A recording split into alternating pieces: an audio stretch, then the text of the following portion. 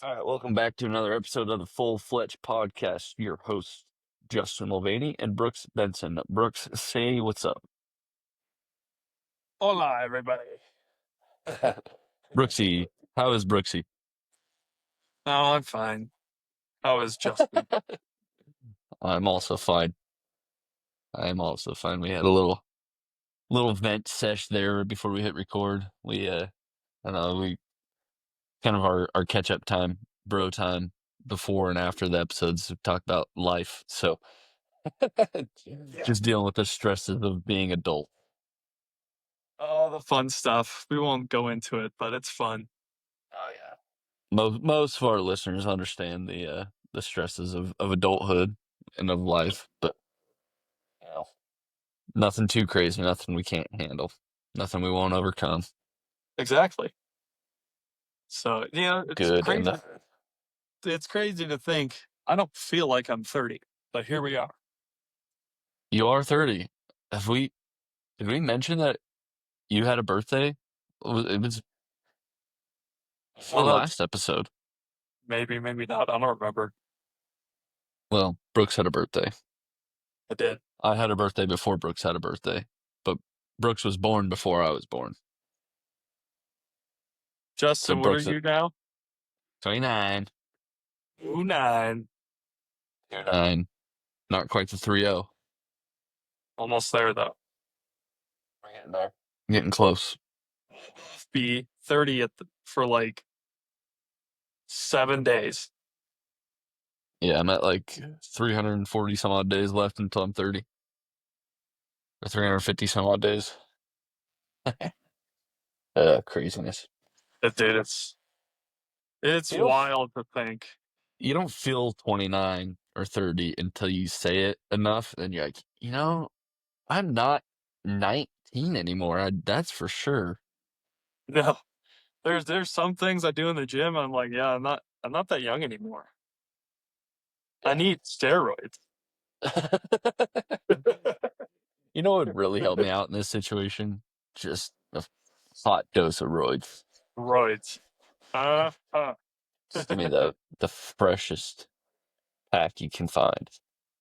I need the freshest. Straight into an artery, not even in my veins. Put it in an artery. Get me heated up. Yeah. Jeepers creepers. Oh man. So well, what Brooks, is? Huh? go ahead. I was just saying, what has Justin been up to?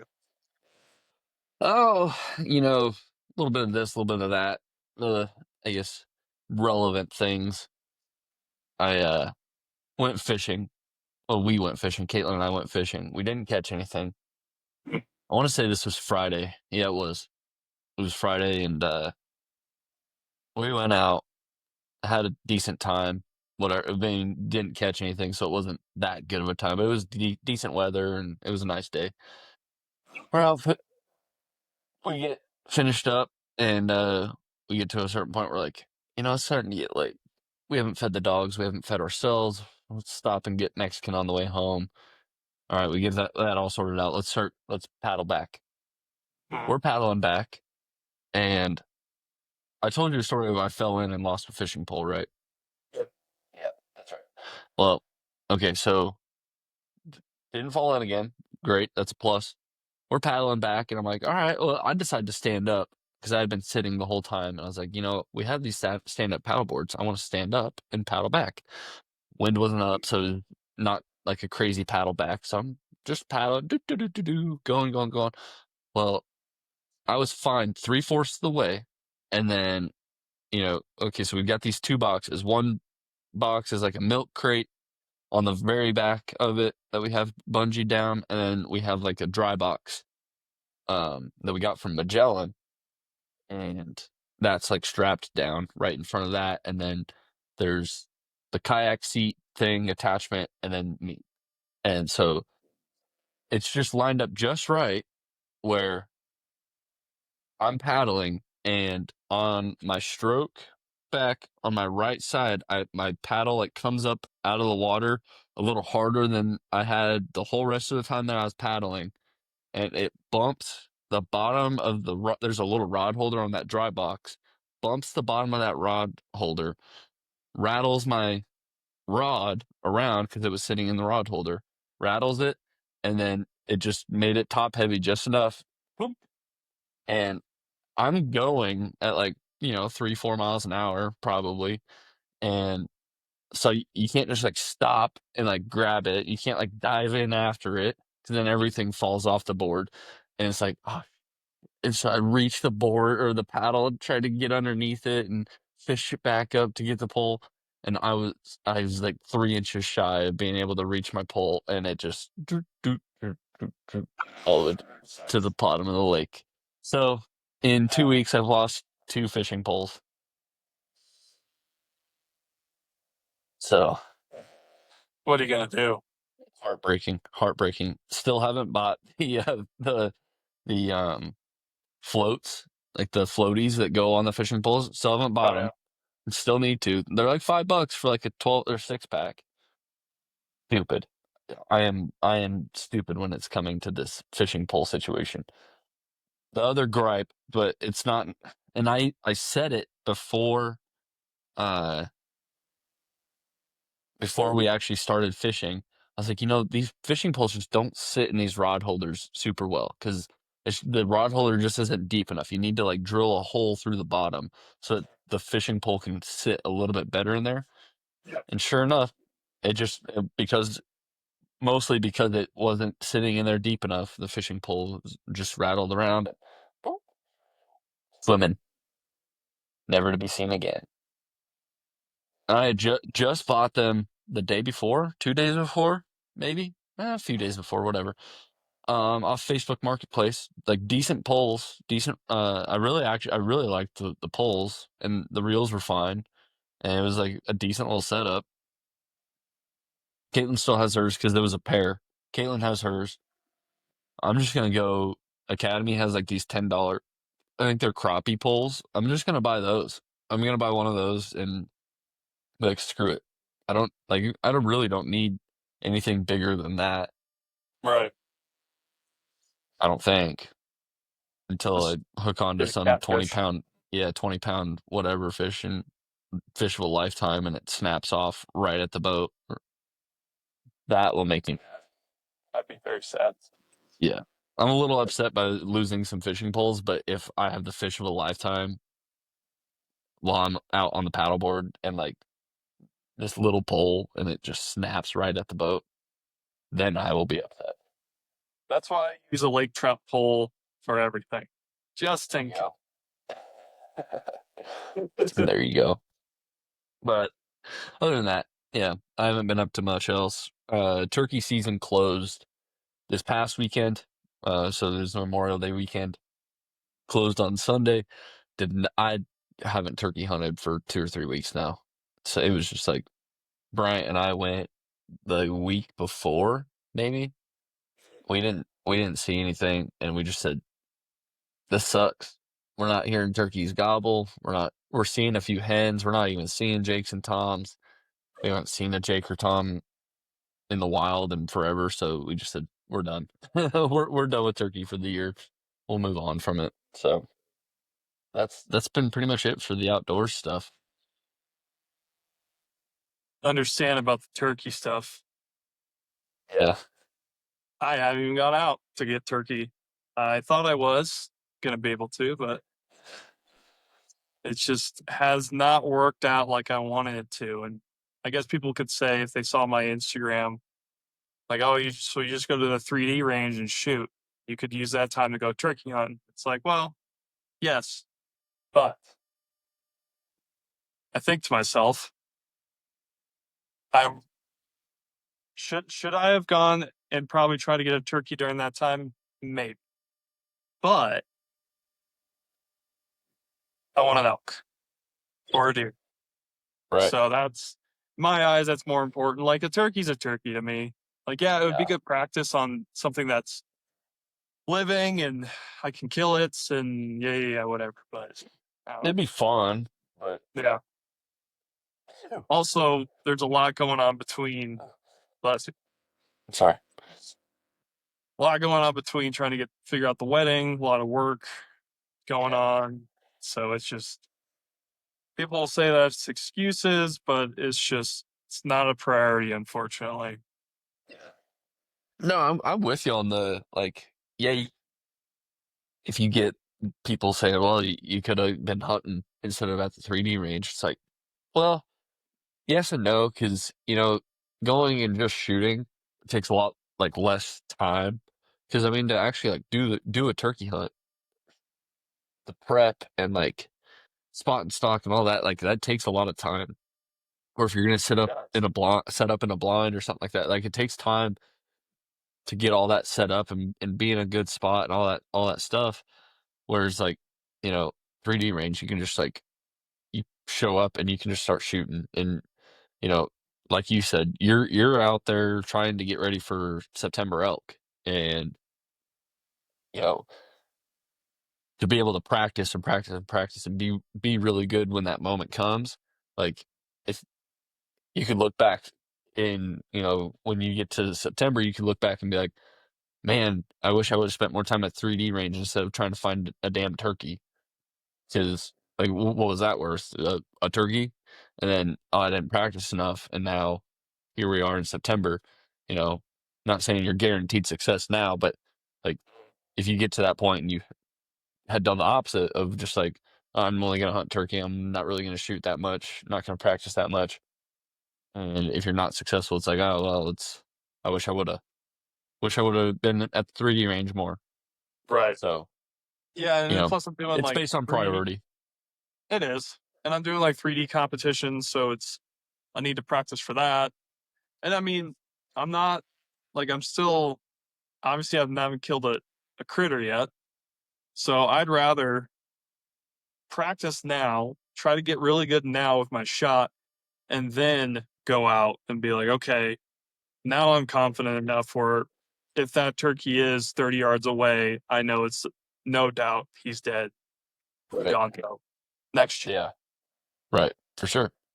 For sure. No, I mean, it's one of those things like, we, I don't know if it's that closely related, and this might be total, doesn't make sense to anybody else but me, but like with dogs, like when you're hunting with a dog, like, okay, just because you have a hunting breed dog doesn't mean you're going to go out and hunt with that dog. It's like 6 months after they're born.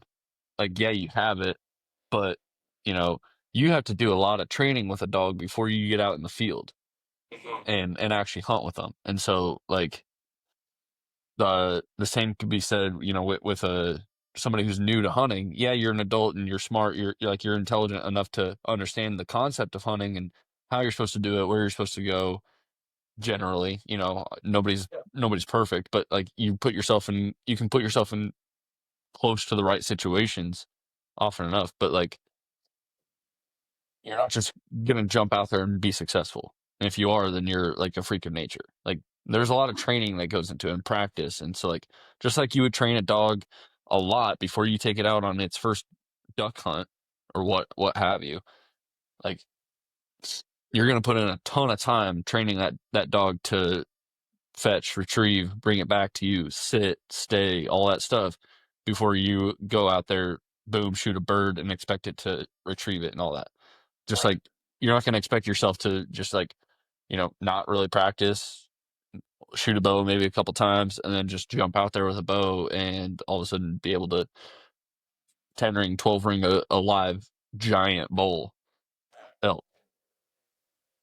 So, Yeah, exactly. Well, exactly, because it bow hunting takes a lot more skill than rifle by far. yes. Sorry, you rifle boys. It does. Not saying that I can get an elk first shot on a rifle. I'm not saying that. But it's just a lot harder. Yeah. Yeah, I mean, because you got to, there's more than just making the shot. I mean, in both, there's more than just making the shot, but there's just that much more when it comes to archery on being able to get that close to an animal because you can find yourself 300 plus yards out and still make find a good shot opportunity rifle elk. Whereas archery, you know, it all depends on how good of a shot you are with your bow. Like Yeah. you may be limited to 40 yards on like your quality of shot, your ethical shot making. You know, you'd be like going into it, you'd be like, man, I can maybe stretch a 45 and feel good with it, but anything past 50, no shot. Right. So then that trail that then leads into like, okay, yeah, your shooting is fine, you're practicing your shooting, but also, you know, your spot stock abilities and getting in close and calling abilities, bringing them in close. Like there's a lot more to it, like you said, on the archery side than rifle. Yeah. Oh yeah. I think I like think about last season, elk season. I was like confident about 40 yards and under. And by that I mean I was more like 30 and under that I'm confident. So, and this year I've practiced a ton where now I feel like anything 50 and below, I got it. Like now that's not that's a calm situation. Now when I actually get to that moment where I have to draw back and there is a bull or a cow in front of me and it's my first one, I don't know how I'm going to react. That's yet to be determined. That's a true test, but yeah, it's hard to simulate. You can't really simulate that one. You can't. It's something you have to do out in the field, which makes sense. So, Yep. um, so yeah, that's my thing. Like, I'd much rather practice now and then be confident at 50 and under this year, like really confident, than not practice enough, try to chase a turkey, and then go into elk season being like, okay, I think I'm confident enough, but I'm not sure. Yeah, for sure. And we only have so much time to give to archery as well, because we got our lives we got to worry about. We have jobs, we have wives, fiancés that we got to worry about. So it's not like this is our job is hunting. Like we got other stuff in our life we have to do too. So No doubt. Um, and then of course hang out with Chance. Come here, buddy. Come say hi to everybody. Come let's here. see Chancey. Come here, Chance. Come on. Hey, come here. He's sitting. Hey, come here. Come on up. Come say hi. Yeah, you want to come say hi? He's like, I don't want to. I just want you to pet me. Oh man, Chancey No. boy. Chance, please pet me. Thank you. I was I was gonna bring it up to you also. I think I was gonna try to tie it in. And I think it's a good time now. I listened to the audiobook of Cam Hanes' new book, Oh, what's that uh, one? Undeniable. Undeniable. Not Endure. Not because Endure was the last one, right? Yeah. Yeah. Yeah. Well, I mean, Endure was a good one. Undeniable, pretty good. I don't know if I would say better or not. Uh, just different stories and different people. I liked it, but you were talking about having jobs and stuff like that, and he is a different specimen. Like he dedicated his life to elk hunting, like hardcore. And not to say you couldn't, because you definitely could, but like the dude he's just on a different level, and like his commitment to elk hunting is insane. But like you know he talked about it too. Like when he had a job working into well into his 40s or whatever, 50s now is where he's at. But like only a couple years ago he actually was able to retire from his job, like his actual 9 to 5 job. And it got in the way. Like he would do like the crazy stuff of waking up at 3 in the morning to run like a half marathon before work, and then go to work, and then like at his lunch break he would shoot.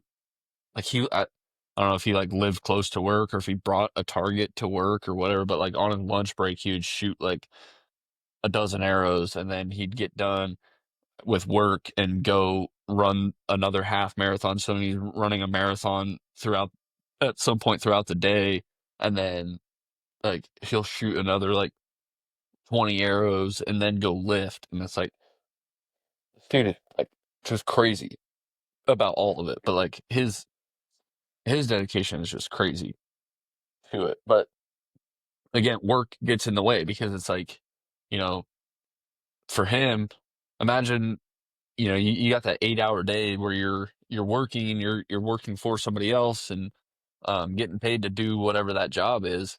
Imagine what you could do with 8 more hours to dedicate towards elk hunting.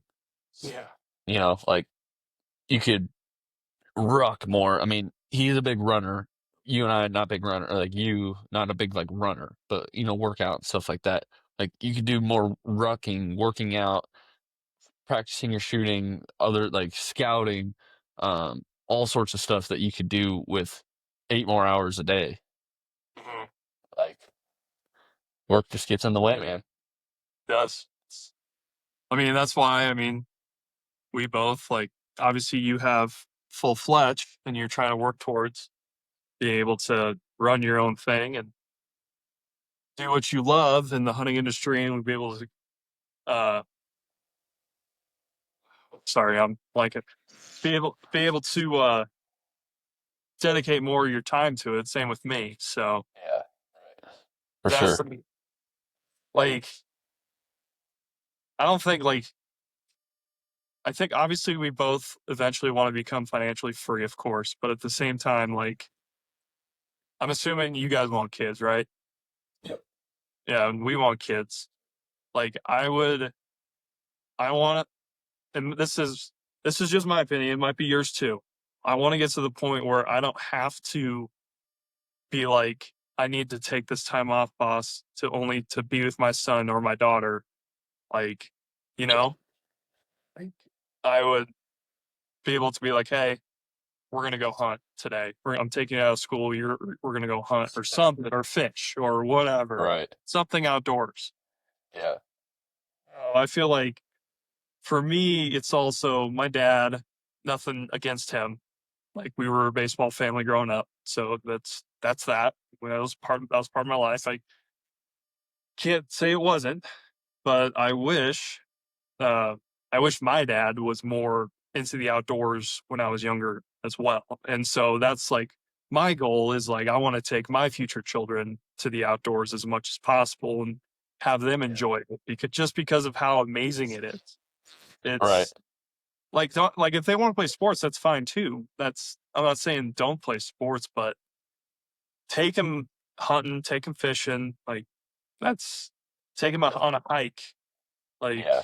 something where they can enjoy God's gift to this earth of nature and like and everything like that. So Yeah. that's my opinion on it.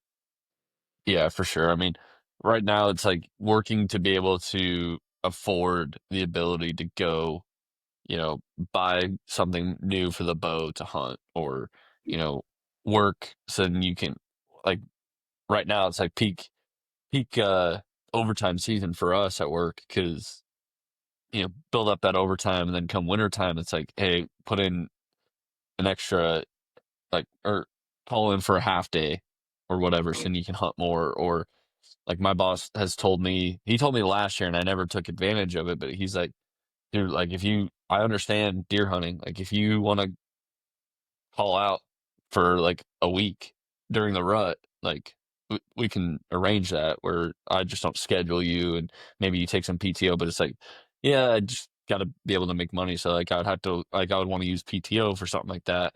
And so it's like right now we're just working to get to that point. Like we're working to be able to do the things that we want to do as opposed to, you know, don't have to work. So we can just do whatever we want to do. But that's obviously like going back to that Cam Haynes, like he did that because he eventually got to the point where he was financially stable enough and like his retirement from his old job, plus the stuff that he was making off of, like he was a sponsored bow hunter and sponsored athlete, but like that wasn't enough to be like, oh, hey, I'm like a millionaire off of these things. I can just retire from my other job and do it.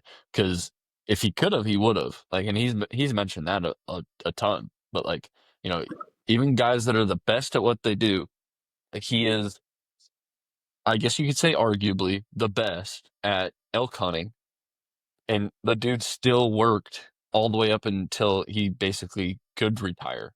Mhm. Um, and not because he made money outside and like it all piled up and he had enough, but like he got to like basically full retirement from his job with, like, he was in the water district or whatever for his town or county, and it was like he worked long enough where his retirement was built up well enough for him to retire from that, and then he was able to do this hunting and podcasting thing and make money off of that enough to be like, okay, it's okay for me to retire from this other job. So it's like even the best to do it still work. You know, he worked like 25 years at whatever that job was, and so it's like it's crazy, but and it sucks, but we all have to do it. Yeah, we all We do. all got to find a way. Yep, we do. And well, I know, like, I think I read in his, I didn't, I think I either read or listened to his audiobook in Endure, where he was like, he probably could have, I could be misquoting this.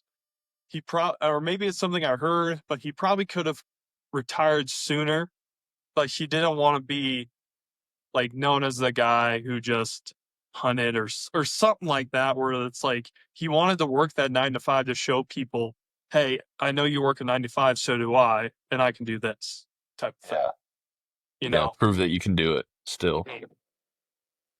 I mean, because like he was having to take PTO and stuff like that to be able to go on a week-long trip somewhere for an elk hunt.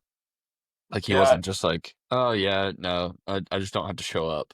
Like he was Right. taking PTO. Like he had like a full-on full-time job Mm. to show up and do, and he would take PTO. And I remember when he was at Outdoorsman Days last August when we were there. He talked about how his dream was to be able to hunt the whole month of September, Yeah. and now he finally gets to do that. Because I think he said, I think his first week, I can't remember the exact weeks, but he had 4 weeks lined up. I think it was like, this is out of order probably, but it's like Colorado, Utah, Oregon, and there was one New more. Mexico. Yeah, it might have been New Mexico. Yeah, I could be wrong, but yeah, he said that. He was like, yeah, it was my dream to always be able to do that, and now here he is being able to do that. Right, for sure. And people can talk crap about him, and he doesn't care. Like he's obviously put his time in. Doesn't Yeah. matter like where he's hunted. Like, yeah, he's got to hunt at some really cool spots. And Oh some yeah, spots that most people probably will never get to hunt in their entire life. But at the same time, he's put himself in those opportunities. It's not like he was just given those opportunities. He dedicated he's earned it. And as people could be jealous all they want, but he earned it. And yeah, simple as that. You don't have to like the guy, but you can at least respect that he's earned it. for sure. I mean, without spoiling the book, 'cause I do recommend listening to the book or reading the book, whatever or your preferred method of uh reading is. Mine is audiobooks because I mean I could probably take the time to read it, but I like to absorb all of it kind of as quick as I can while I'm doing other things like multitask, so mowing and stuff like that while I'm at work and digging holes, whatever. But I highly recommend getting the book, listening to it, reading it, whatever.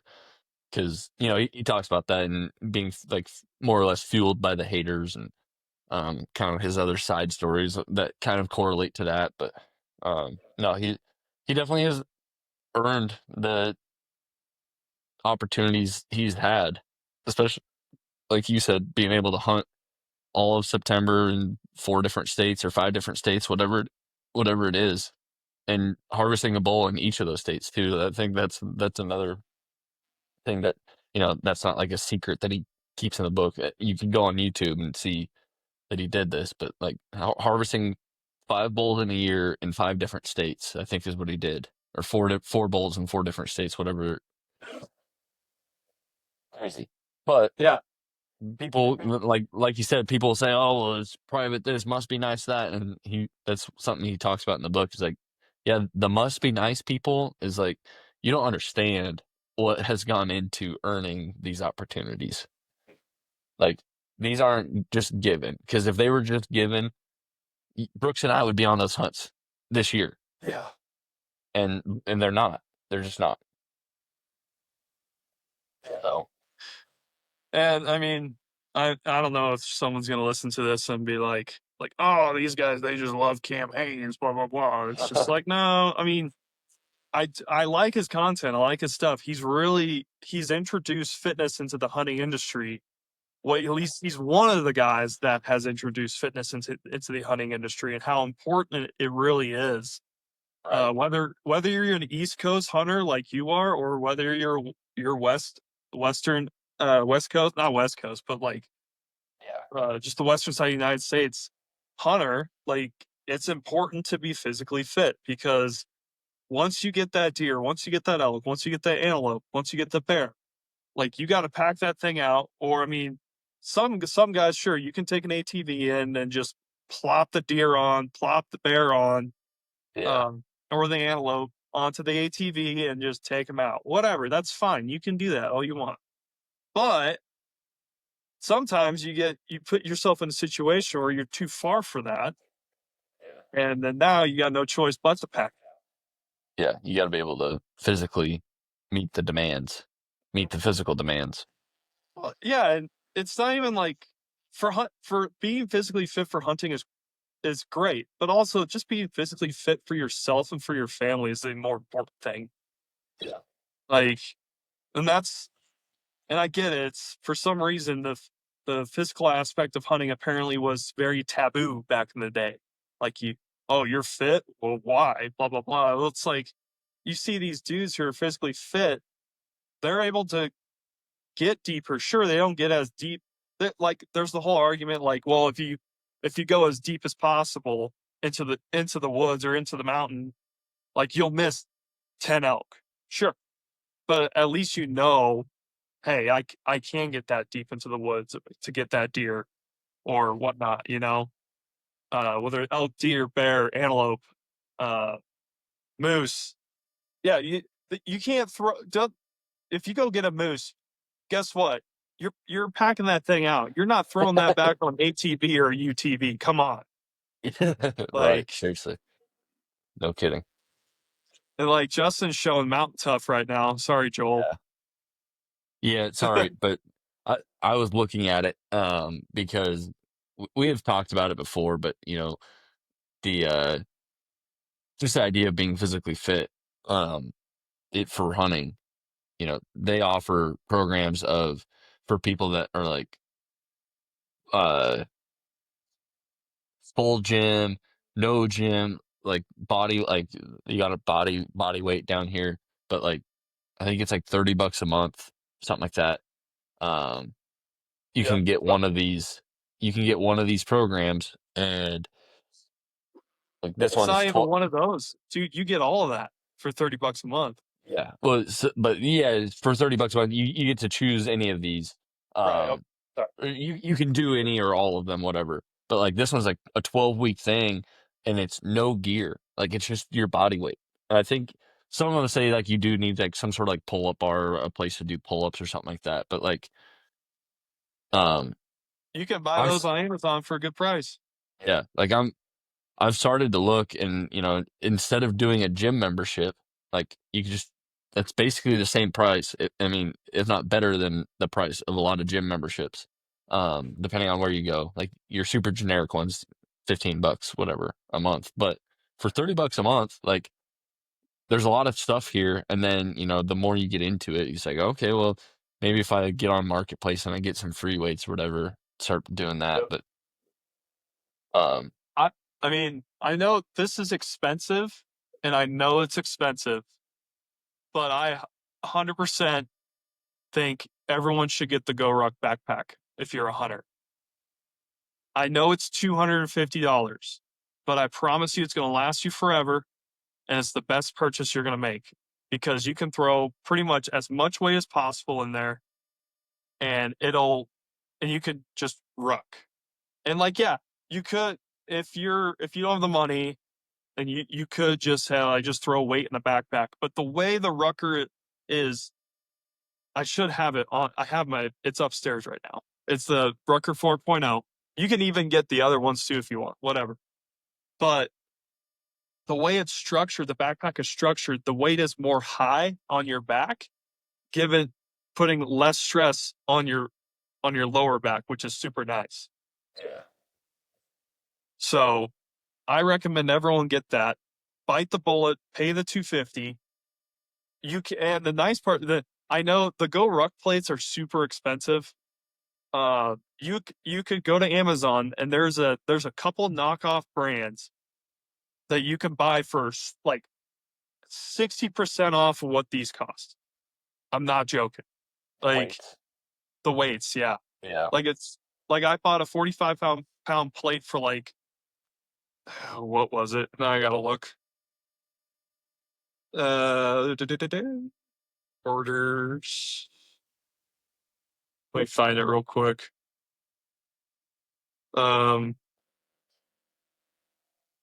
You can I bought my 45 pound plate for, here it is,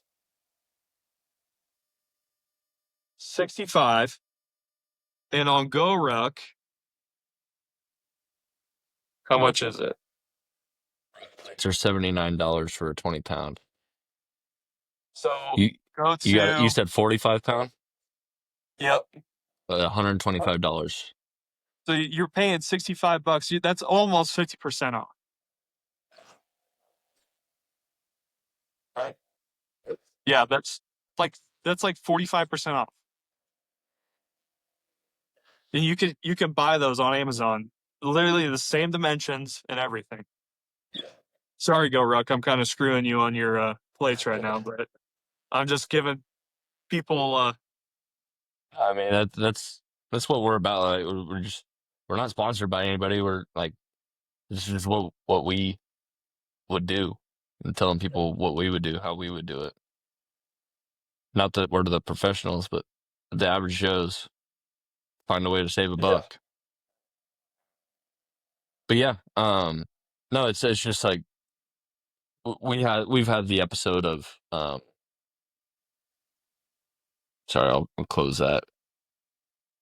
We talked about, the importance of fitness and stuff like that, and campaigns is like the big name for it. And so, going back to what you were saying, like weightlifting, working out, like being physically fit, doing more than just like way back in the day, like PE classes, like when you were in middle school, elementary, middle school, high school, like they had physical education where you actually like worked out, and like believe it or not, and you actually like did things to build strength and maintain strength and things like that. And that wasn't like taboo, but like going and doing extra lifting weights, like in a weight room, that was taboo, not just in hunting in the outdoors, but like my dad would talk about it a ton. Um, when he was talking to me about baseball growing up, he's like, I'm not telling you to lift weights because we lifted weights, because we didn't. Like in his era, like they didn't lift weights to be better at baseball. But he's like, yeah. come the, towards the end of my career, or his career, he was saying, we didn't lift weights. But then all of a sudden, people like the best in the game were lifting weights, and it was like, what are you doing, man? Like, why are you going and lifting weights like before a game, after a game? Like, you're gonna be sore, you're not gonna be as good. Well, those dudes turned into the freaking Hall of Famers, and it's like, man, maybe we should have been doing at least a little bit of it, if not everything he was doing. And who knows where we would be if we were doing more, you know? And so now it's like that it's found its way into everything, Working out makes you better at things. And totally hypocritical. Let me make this clear. I am being a major hypocrite because I don't work out, but it, I know that working out makes you just better, better lifestyle, better at what you do. Like I would probably be a little bit better at work for myself, like dig holes a little bit faster, fill in the holes. Like I would work probably a little bit better and a little more efficient, uh, like without a doubt, if I worked out.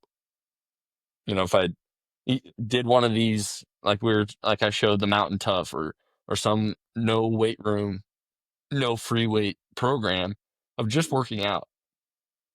Like if I did something like that, I would be better. I would be better for it in so many ways. But you know, that's Just just gotta what get on working. it.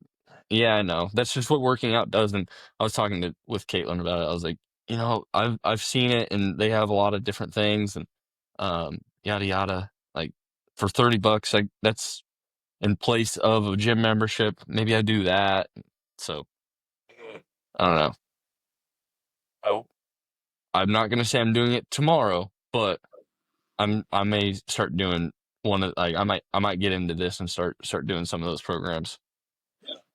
No, yeah, I mean, it's just gonna like you start the program now, you're gonna see it come October when deer season starts. That you'll be definitely be able to get up the tree a little bit better. Yeah. Well, Be able to. we talked about it last year. Like my first 2 weeks of hunting, I was miserable because I wasn't used to carrying the weight into the field, climbing the tree, and climbing back down the tree and carrying the weight out.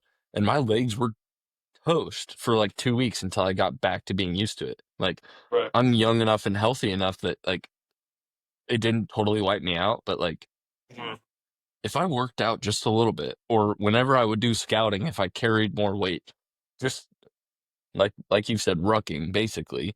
Like if I would have just rucked on those scouting trips instead of just walking in with the lightest backpack I can, like just carrying my water, like I would have been better. I wouldn't have been like 100%, but I at least would have been better. And you know, I would be a fool to go into this hunting season this next year and do this, going into it the same way I went into it last year and expecting a different result. Obviously, that's insanity. That's the definition of insanity, doing the same thing over and over and expecting different results. Like Mhm. I can't I can't go into it doing the same thing and expect to not be sore because I'm going to be. So I need to do something to be better. Yes, you do. Thank you, Brooks. Brooks is going to be my accountability partner. Yes. And That's why, like, and my wife is. She's told me the other day, she's like, all right, I'm going back to the gym more often. Like this past week I was going in really good. Um, like if there's a day where, I'm not busy with work or whatever, we don't have something crazy going on, and it's just like, why have you been to the gym yet? Why haven't you been to the gym? You need to ask me. You need to make me go. It's like, okay, because if you expect me to do that, I expect you to do the same thing for me. So I need to start doing stuff so we can hold each other accountable, and then Brooks is my backup plan. I got you. I got you. And the other thing, we're just having great segues, great natural segues. The other thing I was going to propose to Brooks is we have like a daily shooting competition between the two of us. Ooh, It would be like remote, I like obviously. it. Um, and we just get like 6 arrows a day, maybe, maybe one. Maybe you get one, well, it's a one and done. Oh, we can mess with it as we go, but like maybe like one week is a 6 arrow week, another 3 arrow week, or a 1 arrow week, something like that. Just like keep score and just have a little competition. I'm down. Just like you can always get one shot off in your backyard. Always. A little bit sketchy. So maybe we figure out what your max range is, Because I think my backyard's a little bit bigger than yours, and I have a little bit more room. But we'll figure out what your max range is, and even on a day where you like go to your range, you can be like, okay, 15-yard shot today. All right, closer to the bullseye. Best out of of your 3 arrows. Tightest group. Yeah, So I like it. we can embrace the cam hands. We're gonna take out the run part of lift run shoot, but we can do a lift and shoot every day. All right, I'm down. So maybe we start that. I hate to be the let's start that next week guy, but maybe we start that next week. No, you're good. I got a I lot just going on this week. I need to wait one more paycheck before I get invested into like a Mountain Tough or some other. I like the idea of Mountain Tough because it's tailored to hunting and outdoors and stuff like that. Like they're all labeled like mountain athlete, whatever, for that body weight program. But you know, it's tailored to that to prep you for hunting, and so I like that idea. Um, but unless you or somebody else has a better idea of a backcountry hunter, oh, how about those? Okay, I need to close that so I don't get sidetracked more. But I need one more paycheck to get me in a spot where, I can do that this month. Yeah. Or I guess starting next month because I got to pay rent tomorrow or not tomorrow. I got to pay rent Sunday. I get paid tomorrow. So paycheck, rent, then it's on. Yeah. Fuck. Damn, I feel that rent's coming up quick. Sneaks up Like on you. every month, man. You never see it coming until it's like 2 days before, and it's like, there it is. Ah, great. Forgot. How could I forget? How could I see this coming? It's been 20 some days. Oh, Forget it exists, and then all of a sudden it's like, oh wait, that exists. I have to do that. our dishwasher completely broke, and it's taken 2 weeks so far to get the part, and there's no update. That's So a nightmare. we're about to be like, can you like take a little bit off rent? Seriously. We're supposed to have a dishwasher. Yeah. Even if they took $100, that'd be nice. Right? Yeah, that's a tough deal there. Boy, rent. But but yeah, I'm down to do that. That sounds like a lot of fun. Keep each other accountable. Yeah. Be like, hey, did you shoot today? This is my grouping. Hey, did you work out today? This is my whatever. I don't know how we'd.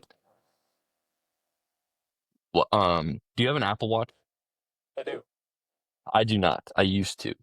But so I don't know if I can still do it because I have a Garmin, but like my sister and mom, they share like whenever they complete a workout or something like that, or if they go on a walk, whatever, you can like start the workout or start the activity. Whenever they finish an activity, it like updates me. I wonder if there's a way that like if I can do that still. So then I'm it can be pretty like sure that's you the can. accountability side. I'm pretty sure you can tie in your Garmin to the Apple Fitness. I will have to look into that because then it Yeah, would be the accountability of, hey, I haven't gotten the notification of you working out yet. You're right, because I haven't. let's see. Work with. Let's see.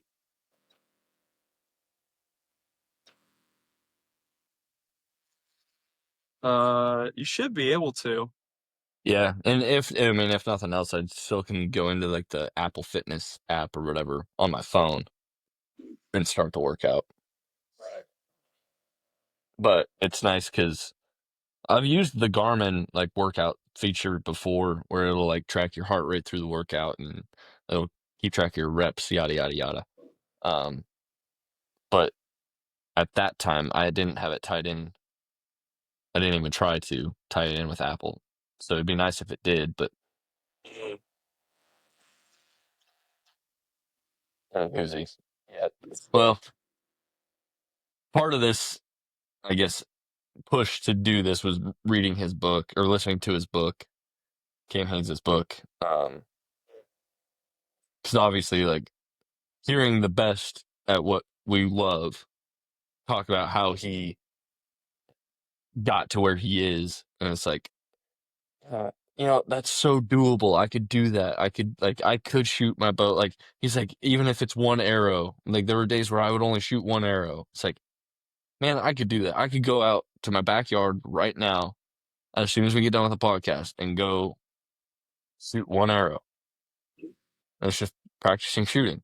Yep. And, you know, I got a bike out there, a bicycle. I could get the bike off the bike rack and go do a half mile. And I mean, it's not much, but it's something. I could go for a walk, go do some push-ups and some sit-ups, get a little bit stronger, do a little ruck. But shoot, man, I'm thinking about getting a bike. I need to get a bike because, like, just the fitness aspect of it. Do you have a mountain bike or a regular bike? It's a street bike. So when I broke my ankle 2017, summer of 2017, and was in a boot, was not able, like, not weight bearing for like 3 months. Not trying to make myself sound like some sort of hero. I broke it being unathletic, doing an athletic movement. And so, anyways, not weight bearing for like 3 months, but the doctor approved if I wore my walking boot, and rode a bicycle, like, to ride a bicycle, because it would keep it like really solid, stiff, like, not stiff, because I was out of a cast by that point, but it, like, wasn't fully weight bearing yet. He's like, yeah, you can, if you ride your bike with the walking boot on, you're good to go. So I bought this and bought it because it was my senior year of college, fall semester. And so, like, the first, like, month and a half, 2 months, I was having to ride my bike across campus because it was too far to park somewhere. And then, like, I was using crutches, and it was like, I would be insane to park in the parking lot and then walk almost as far as any other thing. So I was like, to save steps, I need to buy a bike, and then I can just park right at the front door and just walk in the door to my classroom. So that was big brain on me. One of the few times I've had big brain moments. But anyways, it was a street bike because it was like the cheapest one at Walmart at the time. So, but it's like a 10 speed or whatever. Nice little street bike. There you go. Yeah, I got all my Chelsea, she mountain bikes, her dad mountain bikes, my brother mountain bikes, my sister-in-law mountain bikes, my Ted mountain bikes. I'm just like, I'm the only one who doesn't have a mountain bike. So I got to get a mountain bike. Yeah, you do. That's what it sounds like. But I remember I was talking to last September when I was talking to one of Aaron's buddies. He said that when he biked, he had a road bike, street bike. When he did that consistently, he was always in super good shape. Yeah. Cardio wise. And I was like, dang, that actually sounds like a really good idea. But I'd rather mountain bike. I don't want to be one of those roadies. Losers. Yeah, I mean, trust me, you will not see me in a skin tight bodysuit riding down the middle of Nashville. Pissing everyone off. On a street bike. Yeah, those, honestly, bicyclists, not bikers, bicyclists frustrate the hell out of me. I see so many videos on, like, Instagram and X of of interactions with bicyclists and drivers on the road and vehicles on the road, and it's like they grind my gears watching them. And so it's like I will not take it that far. I will just do loops in my neighborhood if that's what I'm gonna do. Like that's all I'll do. I will not be the road warrior going down the road in a bodysuit and acting like I own the damn place. Yeah, dude, they're so bad here in Colorado. You know that how bad they are here, but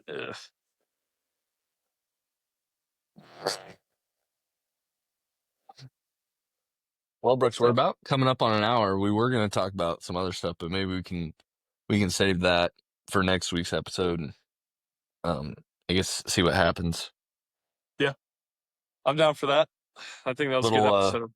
Little teaser for the listeners and viewers. It's another political topic. The public lands in public hands aspect of what is it? It's part of like the big beautiful bill, isn't it? Or wasn't it?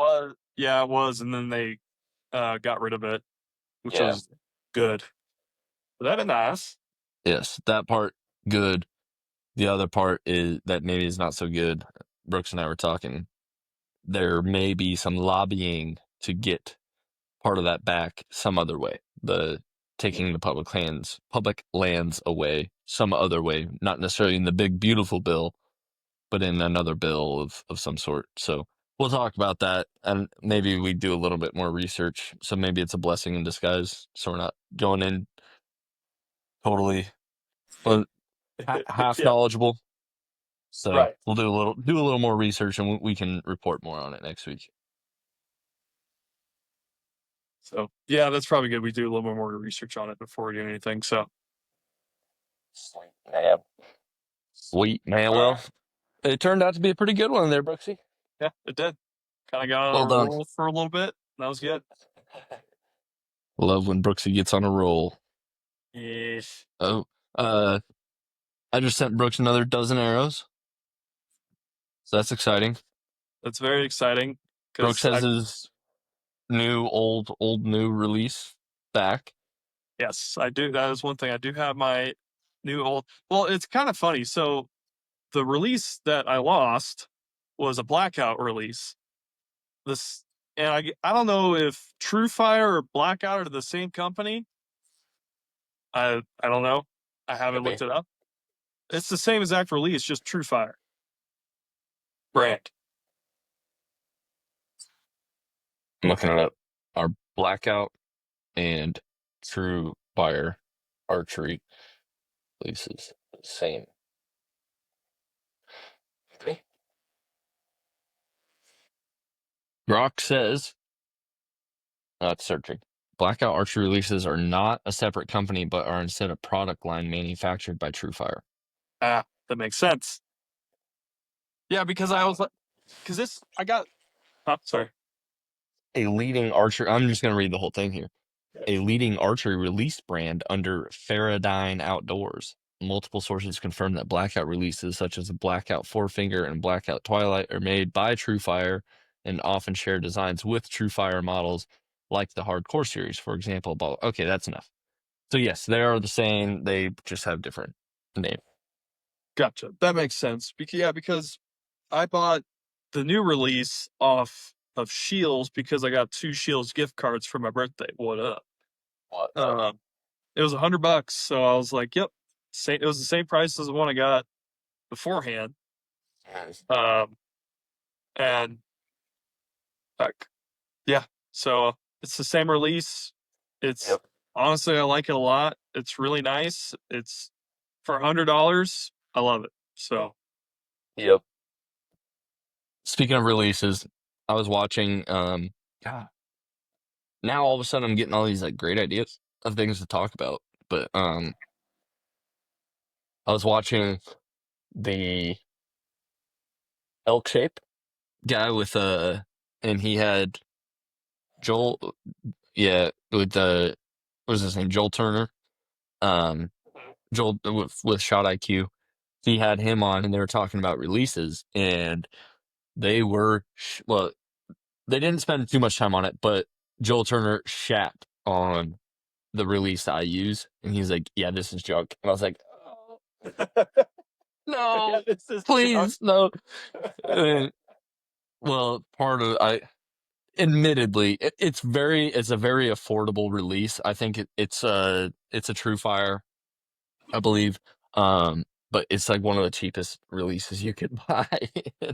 um, he's just You like, know yeah, what? that's You it's might have just the not same good. release. The index, no, it's an index release. That's the first the cheaper True Fire. Yeah. Anyways, he basically just shat on it. He's like, yeah, it just like does all these things that are just not good. I'm like, You're so like, dang it, he was I gotta talking get a new about one, release.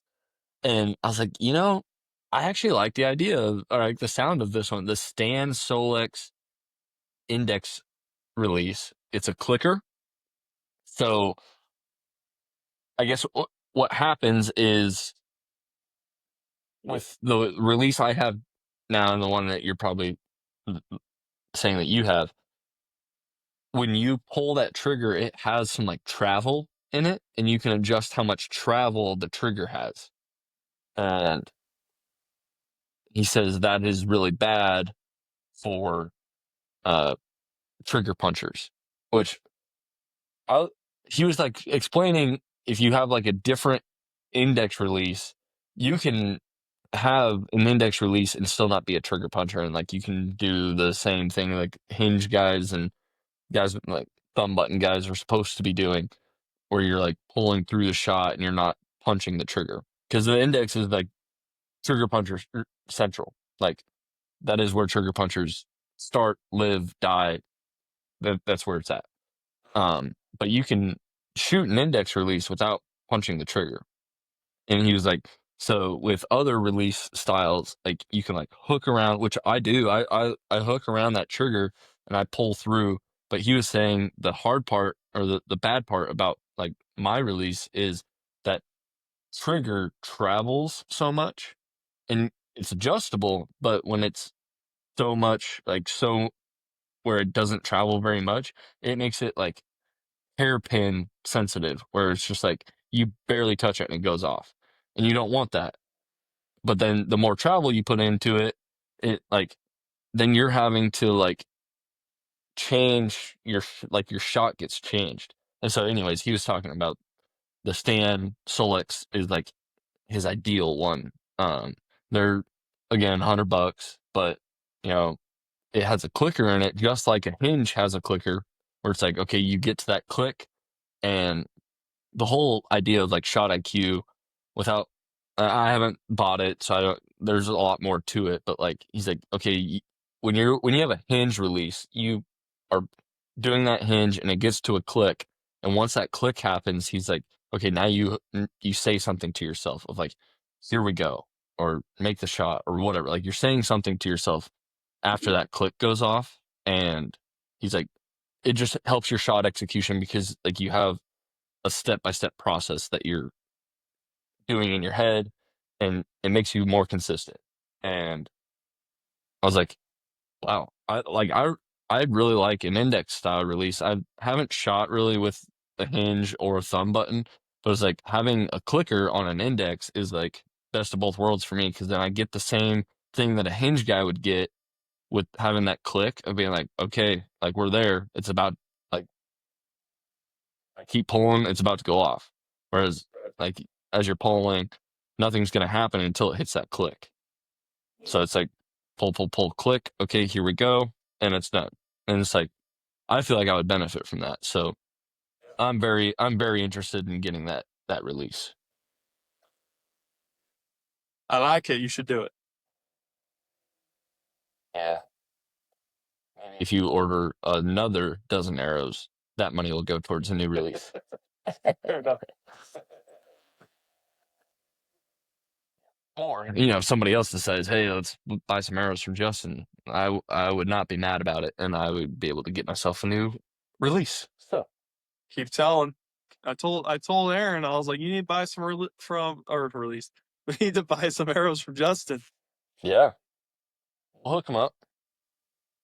We'll hook them up good. The other thing I meant to bring it up earlier because we didn't talk about it last week, but you know, the waters have settled a little bit. It's not so crazy, and I haven't seen any big updates on it, but I do wonder what updates are coming from Total Archery Challenge when the guy got shot. Oh yeah.